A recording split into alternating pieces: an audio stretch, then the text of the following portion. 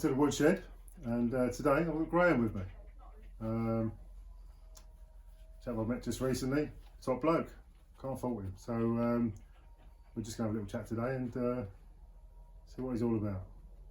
So you lived in France for how long? Coming up 3 years now. So 3 years. So what did you do before?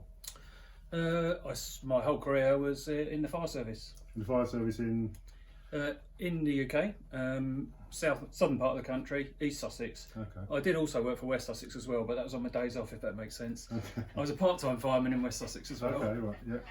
So before the fire service, where did you grow up? Oh, well, I was born and brought up in Eastbourne, south coast. Right on the south coast. Right on the south coast, yeah. Lovely part of the world. But even in my short young life there, as it were, I stayed there till I was a teenager. But it grew massively in that short amount of time. I remember the house I grew up in. Up the road, we used to go up and walk around the fields and pick mushrooms and stuff like that. And by the time I left, it had 1,000 houses on it. Yeah. So it really grew. But Eastbourne was a lovely town, or is a lovely town, I should say. It's got the South Downs behind it. You've got the coast. It was a lovely town to grow up in. So after you left school, did you go straight into the fire service, or what did you do? No, I went to college. Mm-hmm. I didn't do particularly well at school, and looking back on it, I don't really blame myself. I kind of don't think it was more of a place where kids went and were taught some stuff if they wanted to learn it. Yeah. You weren't really pushed or really. I didn't reach my potential is probably the best way of saying it. Yeah. And I had no idea what I wanted to do when I left school. So I decided to go to college, and I didn't last very long. I was only there about 3 months, and I didn't get on well there. So I decided to ditch college, and I went and I'd already got a Saturday job, but I went and worked for a company called British Home Stores, which is now... BHS, yeah. Yeah, which is long gone, isn't it? Yeah, which is long gone now. And I just worked there. And it was about 7 months later, so nearly a year after leaving college, I realised I'd made a mistake. So I went back to college again. We've all done charity jobs, haven't we? But, yeah. No, it was a good thing to do, really, because I knew I needed to be better educated and I could reach a better potential. But I still, at that time, didn't know what I wanted to do. And it was while I was working at British Home Stores and I was still at college, I met a chap that used to work with my dad. My dad was a carpenter, and he quite often worked with different tradespeople. And one of these people was a guy called Roy Legg, and I remember him from this day. And he happened to be a fireman in Eastbourne. Okay. And literally, it was like a strip cartoon where you get the light bulb go across on your head. It went ping like that, and that's what I wanted to do. It had the perfect mixture for me in terms of you needed to be a little bit clever because you don't want to get hurt, but it also, you weren't stuck in one place all the time. You went out and saw different things and experienced different things, and it was fairly practical as well. You had to have some practical skill as well. So I applied for the fire service, and at the time I remember there was 3,000 applicants for 15 spaces. Really? Yeah, and this was in the late 1980s, and back in the 1980s, the fire service were pretty much recruiting every year because of the way you do your service, you retire. Yeah. That was the natural turnover. Yeah. About so there has to be. Yeah. Most people who join the fire service join it for life and join it for a whole career. And that's it. That's what the turnover in East Sussex was at the time. And I chose East Sussex because that's the county I lived in. And again, back then it was more difficult to choose services outside the county that you lived in. They wanted you to live in the county. Yep. That's all changed now. For the better. It's basically the best candidate for the job now. Anyway, it took me, I didn't fail any of the tests that you have to go through, but it took me 2.5 years to actually get a place on the training school, simply because that's how long administration takes and to get people through the tests. And to my Teddy. To my absolute amazement, I got a place, and I have to say it changed my life. It was fantastic. It was just everything I dreamed of. Yeah, it was it was the making of me, really. I don't know what else to say about that particular part of my life. But Yeah, so you did 30 years. So I've got this theory that whatever job you do, there's a set question. So, for instance, I was a chauffeur for years, and the set question for me when I said I'm a chauffeur would be, I bet you've had some famous people in the car. That's the set question. So, what would it have been for fire? What's the biggest fire you've been to? Right. So, what's the biggest fire you've been to? Now, this is a bit of a funny story as it happens. Okay. I was stationed at Brighton, Preston Circus Fire Station, down on the south coast.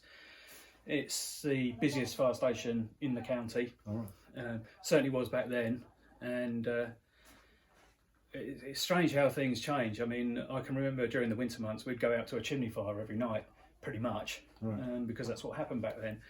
Don't really get them very much now anymore. But anyway, I was stationed at Preston Circus, and Preston Circus and the other end of the county, Hastings, were the two towns that really had the most fires. I guess they were the biggest conurbations in that area. Pretty much, yeah. And Eastbourne would be in the middle of that, but it tended to be in Hastings and Brighton where the larger fires were. And so I was really glad I got posted there. But the biggest fire I went to would have been probably about 3 years into my career, something around there. I can't remember the exact date, but you have a 2-year probationary period in the fire service where you're monitored very closely, and you're called probie and all that kind of things and all that. But anyway, you get through that, and I relatively quickly passed my promotion exams, and I was promoted to called at the time a temporary leading fireman. They're called crew managers now, but I was a temporary LF, and we got called out to smoke on the level. Now the level is a big flat area called the level. Yep. In Brighton, and for calls of that nature we have what called a predetermined attendances. So if you had a car crash, you'd send, say, 2 fire engines and a rescue unit, so on and so forth. It depends on how the call comes in. Anyway, this call came in as smoke in the area, so we basically sent one fire engine out just to investigate the area, to see what was going on. And I clearly remember driving to the level, which wasn't very far from the station at all, probably less than a minute to get there. And my driver, I was in charge of the appliance, so I was sitting on the front left. My driver, called Norman, who was on my training school as it happened, so we were quite young in our career, to be honest. He was there. He took me to the level, and there was definitely smoke in the area, but there was also a number of travelling vans who had cooking fires going on in their travelling vans. And I couldn't make up my mind whether it's. And all of a sudden, my driver says, "It's up there! It's up there!" And I said, "Where?" And I couldn't see anything. So the only thing I could ask him to do was, "Well, take me to it." And anyway, so he took me to the. He took me to this area, and he wasn't wrong. It was a big fire. I remember climbing up a small ladder, because we carry ladders on the fire engine, obviously, and because I wanted to look over this wall to see what we'd actually got. And somehow we'd managed to go around the back of the property, and the fire was underneath. I can't call it a basement area, but it was underneath the building because it was on an elevated thing. And I remember it just being a very, very naive leading fireman, and I made, when you want more help, you call it make pumps. Yeah. So how many fire engines you want? I made pumps 2.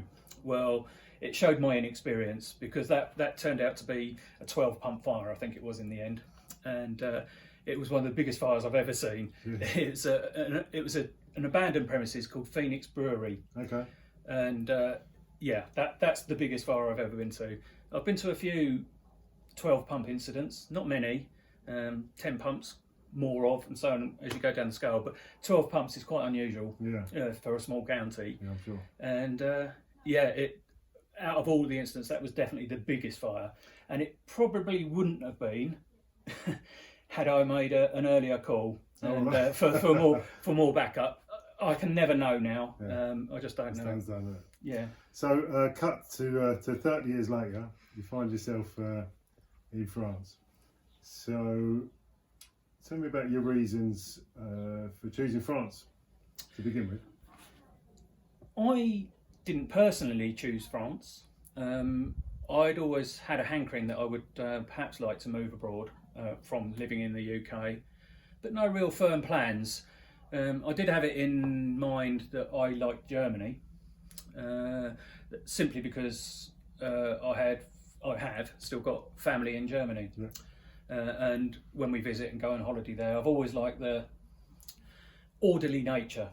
Okay. Certainly the part of Germany I was in anyway. I have been down to Bavaria as well, where they used to live, but they moved further north to near Koblenz, right on the Moselle River.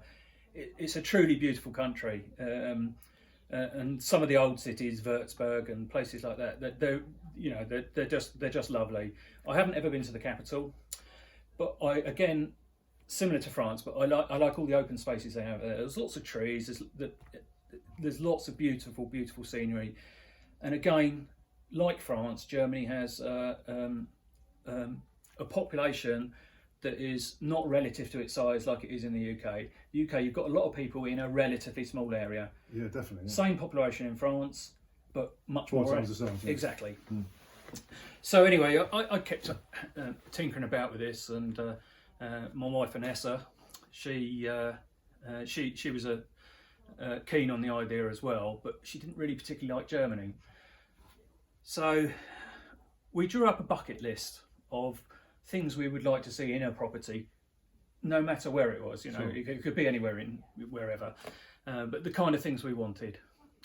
So we drew up a bucket list. I said, look, we keep talking about this. Let's go and have a look at something. And she said, okay.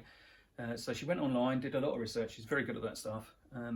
Found, I think, about 7 or 8 properties that met their criteria or were near to, that looked interesting from the particulars. And I said, right, well, we'll go and spend a few days and go and see some. And that's exactly what we did 3 years ago. I had no intention of actually finalising anything. It was simply a scoping visit to see what you could get for your money. And we spent the first day and we were going to go and see the property that was the top of our list. It met everything that we wanted. And the way the house sales work in France, as you well know because you've done it yourself already, is that once an offer is made on the property, it comes off the market and you can't be gazumped. Well, this particular property that we wanted to go and see had an offer made on it the previous day. Right. So we ran over to see it, which was a real disappointment. Yeah. So that's how it started. So the estate agent who was showing us around said, I've got something else in mind for you. Do you mind if we go and have a look at that? I said, no, we're open to anything. And she took us to this property, and she said, it needs a few tiles on the roof. Well, you'd go in, it was like some of the buildings I've seen after it's had a fire in it. It needed a whole new roof. It needed so much work doing to it. It was it's like a Hansel and Gretel cottage, right in the middle of the forest and all overgrown, no access, and it wasn't a doer-upper. It was a demolish and start again. It's a money pit. That's what it is. Oh yeah, absolutely. Yeah. And again, so we were disappointed. And the next property, it had some potential. Yeah, it was really quite good, but it was quite close to a road. And I noticed while I was there, there's not a lot, but there was a car going past, and I thought, well, do you think the experience that you had as a fire officer for so long coloured your perceptions of what a property could be? What do you mean? Because what the fire service did give me was a good insight into building construction, right, and how buildings are made and how they stay up and how they're put together. Yeah. But is that what you mean? Yeah. I like to think I had a fairly good eye for what's a goer and what's not a what's a project and what's is a headache. So it did colour my judgment, if you like. So we saw 2 more properties that day, and they were in the running, so to speak, but none of them really give me that wow factor. Following morning, we go to a different area. In fact, we were staying in a town with a couple that had themselves emigrated to France and set up their own Jeep business. Yeah. And we particularly chose them to stay with because we thought it would be great to pump them for information. Sure. And they were brilliant. They were really good. So we travelled half an hour in the opposite direction from where we were staying, because this is where Vanessa had done all her research. And we met a lady called Kate Rose, who was the estate. Right, yeah, she works for Leggett's, doesn't she? That's right, yeah. It was Leggett's, the company that. Yeah, she was our estate agent as well. Ah, well, she was ours. Yeah. So coincidence, as we were talking earlier. But yeah, she took us to. We met her in the town square, and we drove out to this particular property, and we turned in the gate. And the first thing that struck me was the hedges. There were beautiful hedges going up the driveway. You know, a driveway to a house. It felt like a country mansion. And just to make it clear, I've actually been to Graham's place, and it's fabulous. And it has got the hedges, and it's got the drive, and it's got the land, and it's quite something. Yeah, and I pinch myself every day to how lucky we were. So I mean, we've kind of come forward on the story here. That's the one we bought. But we as we were driving up to it, I looked at Vanessa. I says, I think this is it. Yeah. And she agreed. And we went and looked at the property, and we couldn't really find anything we disliked about it. There was no work to be done on it. It had the right amount of space.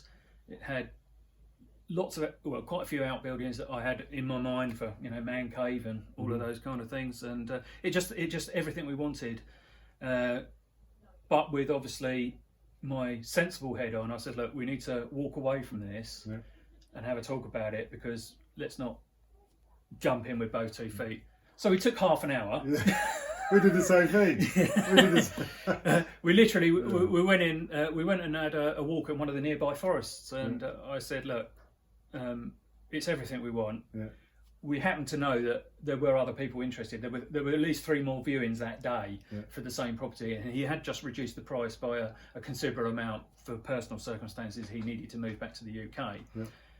Long story short, half an hour, and I just sat down with her. So I looked her in the eye and I says, "Fortune favours the brave." Yeah. That's what I said. I said, "Let's go back. Let's not muck about." Days wins, wasn't he? Yeah, that's it.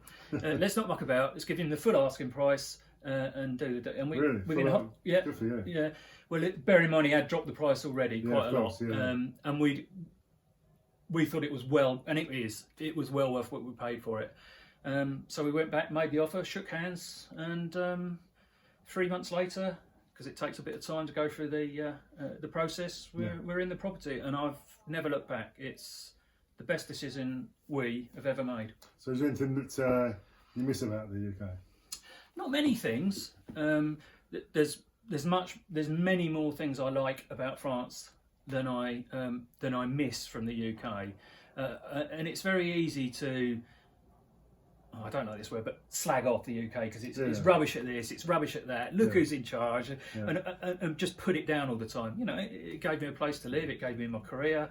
It has got some lovely places, but for me, the advantages of living in Europe, particularly France, outweigh the negatives. The things I do miss in the UK are a traditional English pub. Right.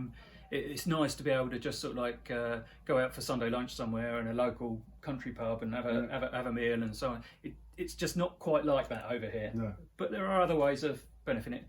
And probably the only other thing I miss is I do like a good takeaway. And again, you don't get many of those over here. No, you don't. No, sadly not. So you've been here for 3 years. Yep. And what do you see in the next 5 years, say, for yourself? A lot more wine and a lot more cheese. Okay. No. Rude not to, really. Yeah, it would, yes. What do I say? Nothing. There's no major projects to do around the house. Yeah. We've toyed the idea of having an extension put on, which I would like to build and do, but that's really sort of like on the back burner. I guess really what we will do in the next 5 years or so is we want to travel around and see a bit more of Right, okay. Europe itself, Yeah. and particularly France. Yeah. It's such a big country with so many. Hugely diverse in its landscapes. It really is. And in fact, going back to what I missed in the UK, that's one of the things I really liked in the UK. You could travel a small difference, and you go from chalkland to arable land, and then hills. You know, look at Cumbria as averse to the is as different it is to the Norfolk Broad, so to speak. So in the UK, you've got lots of different environments in a short space of travel, similar to here, but on a much grander scale here. Yeah. So if you was talking to someone that was watching this, hopefully, if anybody's watching it, who knows, and trying to persuade them to come and live in France, what would you say?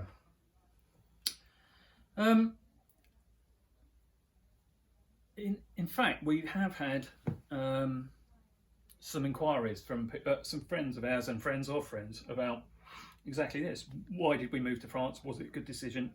Excuse me. We're always honest because it's very easy to see things through rose-tinted glasses. Absolutely, yeah. The first thing anyone who, I don't know if I'd ever try and persuade someone to do it. It has to be their decision. Yeah, of course. All I can do is tell them what the positives are for us. There are some negatives as well that need to be considered as well. It was particularly easy for me and Vanessa to move to France because it was pre-Brexit. That has changed many things. Yeah. And the fact that we were retiring to France, we're not coming out to France to work. Yeah. I think it's a whole different ball game in terms of bureaucracy and difficulty if you want to come out to France to work. I think bureaucracy is endemic right across the whole French experience, isn't it? It's why have one form when you can have 10? Why do they send you a temporary number before they give you your permanent number? Why don't they just give you the permanent number? Yeah, exactly. For that would be for what you have for your carte vitale, which is your NHS equivalent, if you like. Bureaucracy is it's something you just have to understand. It's in their culture. Take it into your stride, didn't you? You can't. The more you fight against it, the more frustrated you get. You just got to ride the waves, and eventually, with a lot of Gallic shrugging and you'll get there. But it's an experience. So, how would I persuade someone to come out here? For me, the great things about this country are the pace of life. Nothing seems as rushed as over here as it does back in the UK. I'll give you an example. A friend of mine came over, and in fact, I walked the Pyrenees, the part of the Pyrenees with him, and but this was when he was over here on his own at that particular time. They got to the end of their little walk that they did over 7 years, each section 7 years sequentially. And they got to the end of one of their walks and needed to get a taxi to the airport. And where they finished, they went into the taxi office and asked for a taxi to the airport. And the taxi driver looks at his watch. No. Déjeuner. Lunch. Yeah. In the UK, if you ask for a taxi driver and you want to go somewhere, I'll take you, mate. Yeah. They will sit down and have a proper meal at lunchtime. Most of the shops close at lunchtime. From 12 till 2. You have to get used to that. So the pace of life is a lot slower. They don't take things quite so seriously. There's a convenience store in our local town, called Wheat or Wheat, which is 8 to 8. 8 till 8. Apart from the 2 hours it's shut for lunch and Sunday when it doesn't open at all. So that sums France up, actually. It's you get all these little idiosyncrasies. It does remind me of my childhood back in the UK when the shops used to close on Wednesday afternoons. Yeah, Wednesday afternoon, early closing. Yeah, that's right. Sunday we could buy was it Bibles and wet fish or something? Was it? Oh, yeah, something like that, wasn't it? I can't remember now, but it feels to me that. Commercially, and I might be doing them a disservice, it feels like they're still back in the late 1970s. Not a bad thing, but it's not a bad thing. You just have to get used to it. Time and time again, I've gotten out at about 11:30 on the way to the equivalent of B&Q to get something, and I think, Oh, shut. Yeah. Do you think that's because they had a revolution, so that everything is for the people? So the people that work in the shops, you know, they have their ingrained rights, don't they? They do. I'm getting to learn more and more about that as we go along. Even the gendarmes, they all, I think their slogan is "We're here for the people." It's very strange, and it's like the right to bread every day. So even though shops shut for lunch and things like that, you'll always find a bread shop open somewhere. Yeah. Just explain that to me about the right to bread. I believe, and don't quote me, it does go back to the French Revolution, and when France became a republic. Back in that time, things were hard, and I probably don't fully understand or appreciate it, but people were starving. And the old let them eat cake, wasn't it? That's it, Mary Antoinette and things like that. And there was a big difference, as there were in our own monarchy back in the UK. Very, very rich people with lots of land and lots of privilege, and the working people, peasants, who had nothing. Very simplistic terms. There was a revolt to get rid of the ruling class, and so it then became a republic. And out of that, a lot of I don't want to say laws, or I don't know if it's as strong as laws, but there were lots of things that changed, and one of them was that the Frenchman has a right to bread every day. And that's pretty much where it comes from. Why the bread shops themselves have to open 6 days a week. So most up from small towns will have at least 2 boulangeries, so there's always one open. That's right, and they will work it out between. In August they will shut for 2 weeks, but there'll always be the mayor of that village will organise bread to be brought to the town hall, for want of a better word, and you can put your order in and pick it up then for the 2 weeks that bread shop is shut. And that's nearly always August. Going back to your time in the fire service, I understand that you was involved in a lot of charity work. So what can you tell me about that? Okay, right. Take your seat. There's a bit of a story behind this. That's all right. So again, fairly early on in my career, trying to think when it was now, 1995. So I'd have been in about 7 or 8 years. A colleague of mine, a chap called Guy Foster. He eventually moved to London and became a fire safety officer for London Fire Brigade. But this particular chap, we had a, I think they still do it now, but they have a sort of like a routine magazine come out, an in-house magazine for just to inform staff about what's going on, who's been promoted, who's been, who's retired the service, and big incidents and things like that. But anyway, I read an article in there. It was called Focus on Fire. I read an article, and it was about what Guy had done, and he had approached the Rotary Club, and because they do a scheme called I can't remember the exact name of it, but it's an exchange scheme. And what the Rotary Club do is they fund 4 up and coming young professionals to go to another part of the world and experience whatever their remit is. So for me, fire, and other people might be bankers, other people might be all sectors of the workforce.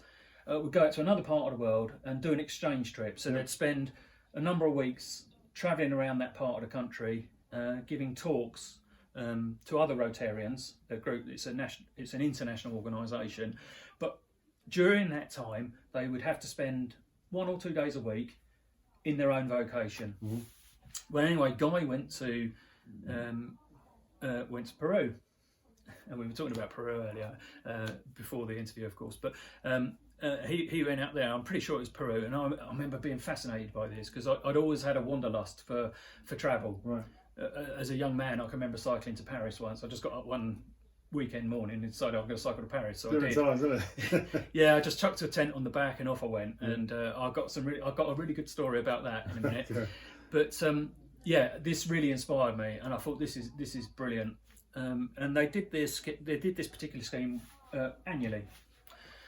So each Rotarian district is split up into districts, almost like counties, if you like. I don't think they followed the county boundaries, but anyway, as did this foreign exchange trip once a year. Anyway, the following year I decided I was going to apply for this.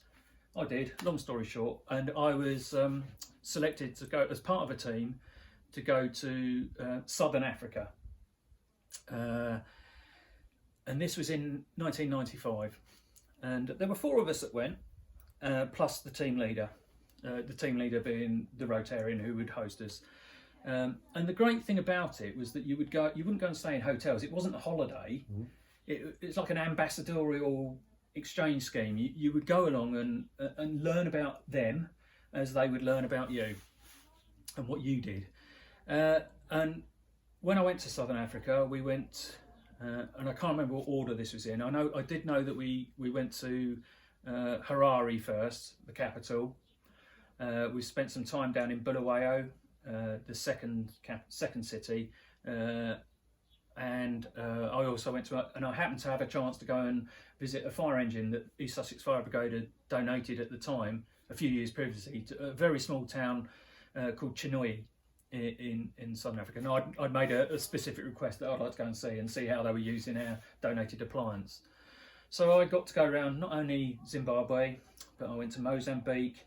I had some fantastic times in South Africa, Kruger National Park, and one of my strongest memories is going down Kinross Gold Mine, an actual working mine, and we went underground. I was shocked at how hot it was under there. I thought it would be cool, but it wasn't. It was really, really hot.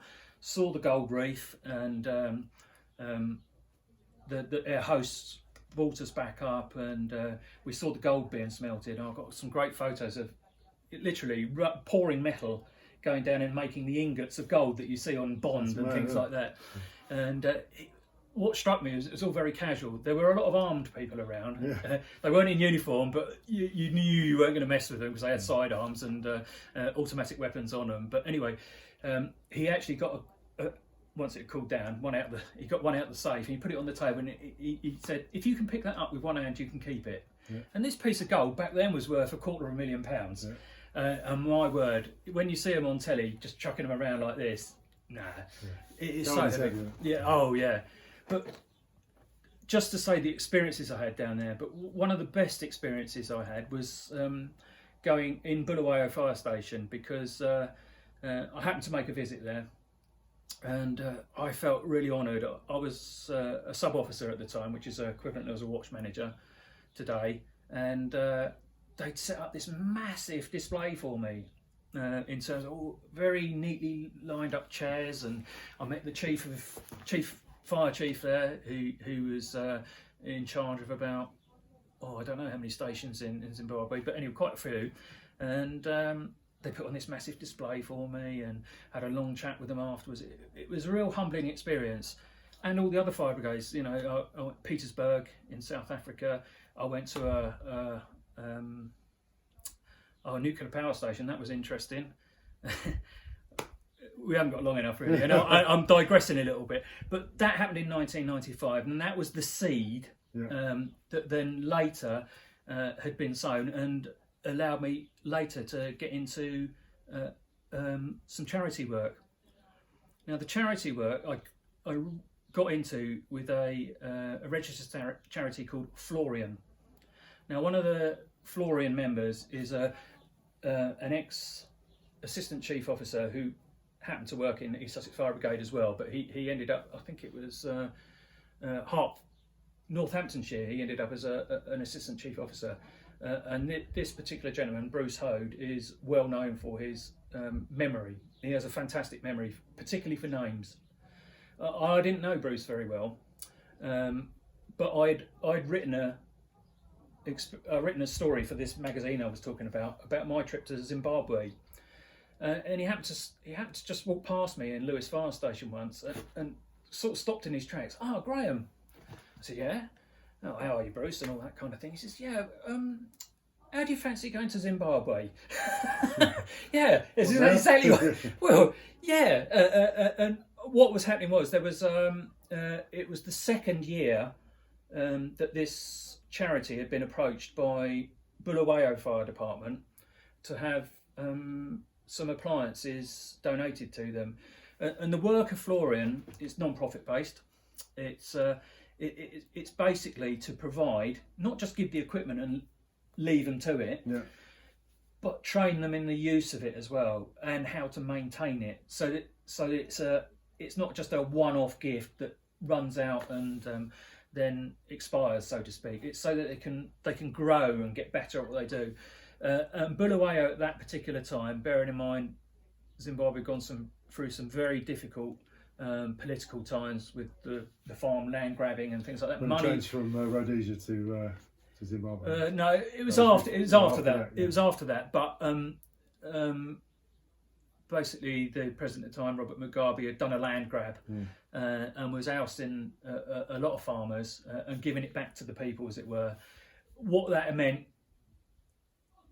for the population is that there was no money around, certainly within local government. And Zimbabwe Fire Service, or particularly Bulawayo, because they were the particular station or area that had asked us for help, they were running some really what you would consider not fit for the road appliances, but still providing a fire service. And I guess over the course of the next 4 or 5 years, I went out annually with the team from Florian, and I would provide training on not just the appliances that we gave them, because some of the appliances came from East Sussex. So that's how the connection came in. Oh, let's send an East Sussex person. Yeah. And we would also teach them in things like instant command, fire safety, all sorts of things. So we'd take along community volunteers with us as well, and they would go out to outreach to local schools in Zimbabwe and tell them about fire safety and things like that, smoke alarms, all of these kind of things. Not only that, it's Florian is also what's the word I'm looking for? Linked with UCLA, University of Central Lancashire, Right. And we would take out usually, I can't remember how many, but 8 I think it was, university students who were studying fire safety at the time, or fire protection, whatever you want to call it, and they would join in on the experience and help with the training. And so I went back to Bulawayo. This was initially 1995, but in the charitable side of things, I can't remember, it was a long time later. And I went back to see people I hadn't seen for 15, 20 years. I went back to the Rotary Club that had hosted me, and one of them remembered me, and they were all very keen to hear what I had to say about what was going on with the Rotary at the time. And it's just a fantastic scheme, and it got me to see so many different things. But Zimbabwe's not the only place. Florian works all over the world. Peru, as it happens, that's come up twice now, but yeah, it does. Peru, I've driven an appliance from, 3 of us drove a donated appliance from the UK to Macedonia. Spent 2 weeks in Macedonia doing training and made some very great friends over there. Lifelong friendships, and it's just been the best thing for me ever. And I can't thank Florian enough, or the British Fire Service enough, really. They've done some brilliant things. Lovely. Well, I just want to say thank you to Graham for joining us in the Woodshed, and thank you for your service, Graham. Oh, well, thank you. And mine, there you go, and we'll see you soon.